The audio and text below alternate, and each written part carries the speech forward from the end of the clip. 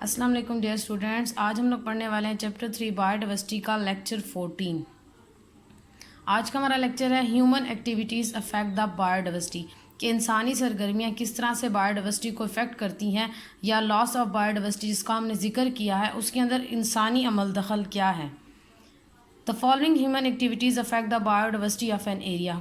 Following activities मतलब यहाँ पर कुछ एक्टिविटीज़ दी गई हैं जो बायोडाइवर्सिटी किसी भी एरिया की बायोडाइवर्सिटी को इफ़ेक्ट करती हैं। First one is habitat loss and deforestation. Second one is over hunting. Third one is introduction और removal of species. And last one is rapid industrialization. First one is habitat loss and deforestation. Habitat loss means destruction of natural habitat of species, that is by deforestation. Habitat loss का मतलब ये है कि किसी भी species की जो कुदरती हैबिटेट मतलब रहने की जगह है उसका तबाह हो जाना, जैसा कि बाय डिफॉरेस्टेशन, डिफॉरेस्टेशन के अमल के ज़रिए, मतलब ट्रीज़ को बहुत ज़्यादा तादाद में काटने से या फॉरेस्ट को क्लियर करने से आपको पता है कि वाइल्ड लाइफ की जो हैबिटेट है वो लॉस हो जाती है। We are utilizing forest land and destroying valuable habitats of wildlife. वो कहते हैं कि हम फॉरेस्ट की जो ज़मीन है उसको इस्तेमाल कर रहे हैं और उसके साथ साथ हम क्या कर रहे हैं, वाइल्ड लाइफ की हैबिटेट को तबाह कर रहे हैं या ख़त्म कर रहे हैं। For example, in order to cope with the demand of food peoples are clearing forest. कहते हैं कि खुराक की डिमांड को पूरा करने के लिए, ठीक है, आबादी बढ़ती जा रही है तो जाहिर सी बात है कि खुराक की डिमांड भी बढ़ती है। उस डिमांड को पूरा करने के लिए हम क्या करते हैं, फॉरेस्ट को क्लियर करते हैं and develop agriculture lands and residential colonies. और उसकी जगह हम क्या कर रहे हैं, फॉरेस्ट को क्लियर करके या तो हम उसको एग्रीकल्चर लैंड में तब्दील करें, वहाँ पर फसलें वगैरह लगा रहे हैं, या फिर रेजिडेंशियल कॉलोनीज़ जो पूरा साइज कॉलोनीज़ बन रही हैं उनको उनमें डेवलप कर रहे हैं उस लैंड को। आपने देखा होगा कि अक्सर ये एडवर्टाइजमेंट दे रहे होते हैं सिटी के इलाके से दूर जो है, इस तरह के उन्होंने कॉलोनीज़ बनाने के लिए या उन्होंने इस तरह के इश्तिहार लगाए होते हैं कि यहाँ पर आप ज़मीन लें, यहाँ पर आपको सारी फैसिलिटीज़ मिलेंगी। तो मोस्टली इस तरह की जो कॉलोनीज़ जो बन रही हैं वो तकरीबन शहरों से बाहर, तो शहर से बाहर उन एरियाज़ में बन रही है जहाँ पर पहले जंगल मौजूद थे, तो वहाँ पर उनको क्लियर करके और उनको कॉलोनीज़ में कन्वर्ट किया जा रहा है या फिर एग्रीकल्चर लैंड में कन्वर्ट किया जा रहा है।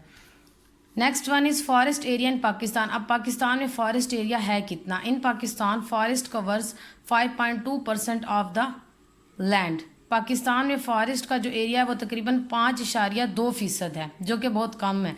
Pakistan has the highest annual deforestation rate in Asia. और पाकिस्तान जो है वो एशिया में डिफॉरेस्टेशन रेट में सबसे अब ऊपर है, या सबसे आप कह सकते हो कि ऊपर लेवल पर है या सबसे आगे है, ठीक है। और ये जो 5.2% एरिया है ना, अब डिफॉरेस्टेशन की वजह से ये भी दिन ब दिन कम होता जा रहा है। According to a report of WWF, since 1947 more than 1,51,500 acres of forest land have been converted to non forest land. WFF कहते हैं वर्ल्ड वाइल्ड लाइफ फाउंडेशन, ठीक है। इनकी रिपोर्ट के मुताबिक 1947 से अब तक तकरीबन 1,51,500 एकड़ जो फॉरेस्ट लैंड था अब वो नॉन फॉरेस्ट लैंड में कन्वर्ट हो चुके हैं। मीन कि उसको इंसान ने अपनी ही ज़रूरियात के मुताबिक उन फॉरेस्ट को क्लियर करके और उनकी जगह पे आया, या तो उन्होंने खेत वगैरह लगा लिए या फिर उनको कॉलोनीज़ में कन्वर्ट कर लिया या फिर वहाँ पर फैक्ट्रीज़ लगा दी गई हैं, ठीक है। तो ये था हमारा point, habitat loss and deforestation. Next one is over hunting. Over hunting of animal is also a cause of loss of biodiversity. कहते हैं कि बेजा शिकार करना जानवरों का ये भी बायोडाइवर्सिटी को ख़त्म करने की एक वजह है। In Pakistan various lizards, snakes, crocodiles and large mammals are hunted for various purposes.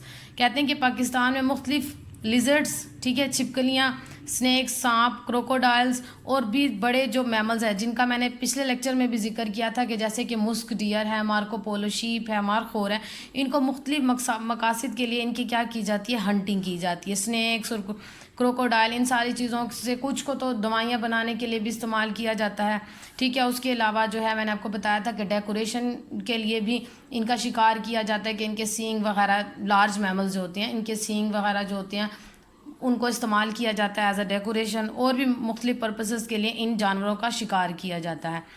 A large number of migratory birds passing through Chitral are hunted and killed during migration. कहते हैं कि एक बड़ी तादाद जब चित्राल से गुजरती है, किसकी, बर्ड्स की, माइग्रेटरी बर्ड्स कहते हैं जो एक जगह से दूसरी जगह माइग्रेशन करती हैं, तिजारत करती हैं, सॉरी हिजरत करती हैं।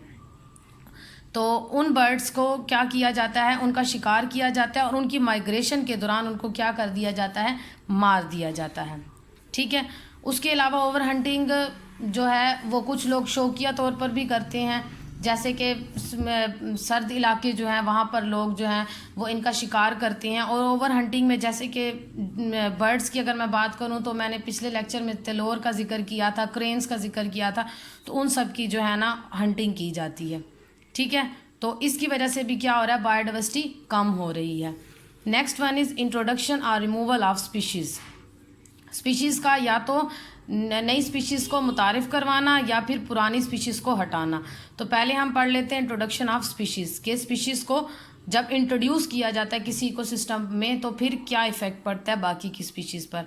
When a new species are introduced an ecosystem, it may prove harmful for the existence of other species living there. कहते हैं कि जब कोई भी नई स्पीशी किसी इकोसिस्टम में मुतारिफ़ करवाई जाती है तो वो स्पीशी जो है वो वहाँ पर मौजूद पहले की जो स्पीशीज़ होती हैं उनके लिए क्या होती है, ख़तरनाक साबित हो सकती है। For example eucalyptus trees were imported to Pakistan from Australia. जैसे कि यूकलिप्टस ट्री जो हैं वो पाकिस्तान मंगवाए गए थे, कहाँ से, ऑस्ट्रेलिया से। But these trees consumes more water and have disturbed the level of underground water. लेकिन अब हमें पता चला है कि ये यूकलिप्टस मतलब सफ़ेदे के जो दरख्त हैं ये बहुत ज़्यादा पानी कंज्यूम करते हैं और इनकी वजह से अंडरग्राउंड वाटर मतलब ज़मीन के नीचे का जो पानी है वो क्या हो रहा है, डिस्टर्ब हो रहा है, मतलब ख़त्म होना स्टार्ट हो गया। असल में यूकलिप्टस जो हैं वो पाकिस्तान इसलिए मंगवाए गए थे क्योंकि कराची की साइड पर आपको पता है कि कराची के साथ समंदर है, तो वहाँ की जो ज़मीन है वहाँ पर सैलिनिटी ज़्यादा है, मतलब नमकियात ज़्यादा है, तो वहाँ पर प्लांट जो है ना वो जल्दी ग्रो नहीं करते क्योंकि मोस्टली प्लांट जो होते हैं वो सैलिनिटी को लेकर सेंसिटिव होते हैं और जिनकी वजह से उनकी ग्रोथ पर इफ़ेक्ट पड़ता है। तो वहाँ पर लगाने के लिए ये ऑस्ट्रेलिया से इस वजह से मंगवाए गए थे कि कराची में इन दरख्तों को लगाया जा सके ताकि ग्रीनरी को बरकरार रखा जा सके। और यूकलिप्टस जो है इसमें ये आप कह सकते हैं कि क्वालिटी है कि ये सैलिनिटी मतलब जितनी भी नमकियात हों ज़मीन के अंदर ये उसके अंदर ग्रो कर जाता है। लेकिन अब इसका साइड इफ़ेक्ट भी ये है। उसके बाद ये हुआ कि कराची में तो लगाए, उसके बाद हमने पूरे पाकिस्तान में इनको लगा दिया। आप देखिए जब हम सफ़र करते हैं तो रोड्स की साइडों पर भी इनको लगाया गया, क्योंकि एक तो ये इनकी ग्रोथ बहुत जल्दी होती है, दूसरा इनका जो साया होता है ना वो बहुत आप कह लें कि कूलनेस देता है, ठंडक इससे होती है बहुत ज़्यादा।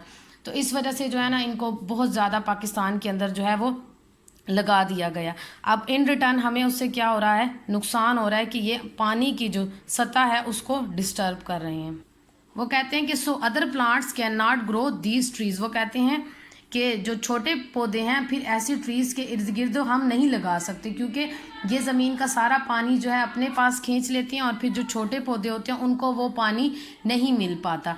सफ़ेदे की जो जड़ें होती हैं ये बहुत दूर दूर तक फैल जाती हैं और आप कह सकते हैं कि इनकी जो जड़ें होती हैं वो बहुत लॉन्गर होती हैं, तो जिसकी वजह से वो इर्द गिर्द का उस इलाके का जितना भी पानी होता है उनको जज़्ब करना स्टार्ट कर देती है। तो इस वजह से अब क्या होता है कि जो स्मॉलर प्लांट्स होती हैं उनकी रूट्स इतनी ज़्यादा लंबी नहीं होती हैं, तो इसकी वजह से क्या होता है कि उन पर इफ़ेक्ट पड़ता है और वो पानी एब्जॉर्ब नहीं कर पाते, जिनकी वजह से उनकी फिर ग्रोथ पर भी इफ़ेक्ट पड़ता है।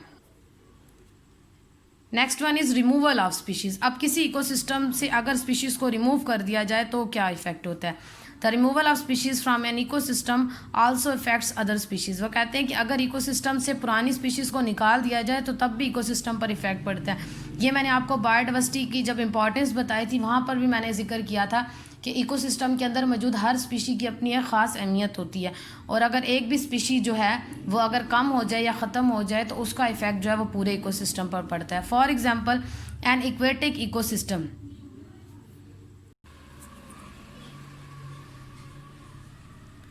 ठीक है, for example an aquatic ecosystem starfish eats mussels which are harmful to many other species. कहते हैं कि आप भी इकोसिस्टम जो है पानी का उसके अंदर स्टार फिश को आप जानते होंगे, स्टार फिश किंगडम एनिमेलिया का मेंबर है। स्टार फिश जो है वो मसल्स को खाती है which are harmful to many other species, जो कि बाकी स्पीशीज़ के लिए क्या है, ख़तरनाक साबित हो सकती है। मसल्स जो हैं ये सीप जो होती है, सीप की ही एक किस्म है जिसके अंदर कीड़ा मौजूद होता है। If starfish is removed from that ecosystem, the mussels will increase in number and they will be harmful to other species. कहते हैं कि अगर स्टारफिश को इकोसिस्टम से हम हटा दें तो मसल्स की तादाद बहुत ज़्यादा बढ़ जाएगी और जिसकी वजह से दूसरी स्पीशीज़ के लिए ख़तरा बन सकता है। ये तो एक अल्लाह ताला का निज़ाम भी है कि हर इकोसिस्टम के अंदर एक स्पीशी अगर प्रीडेटर है तो उसका प्रे भी मौजूद होगा, और अगर जो प्रे है उसका दूसरा प्रीडेटर भी होगा। तो ये तो एक निज़ाम बना हुआ है। तो अगर आप देखें कि स्टारफिश की तादाद अगर बहुत ज़्यादा बढ़ जाए तो भी नुकसान है, और अगर मसल्स की तादाद बढ़ जाए, अगर स्टारफिश को ख़त्म कर दें तो जाहिर सी बात है कि मसल्स का तो कोई प्रीडेटर रहेगा ही नहीं, कोई शिकारी नहीं होगा, तो फिर जाहिर सी बात है उनकी तादाद बढ़ जाएगी।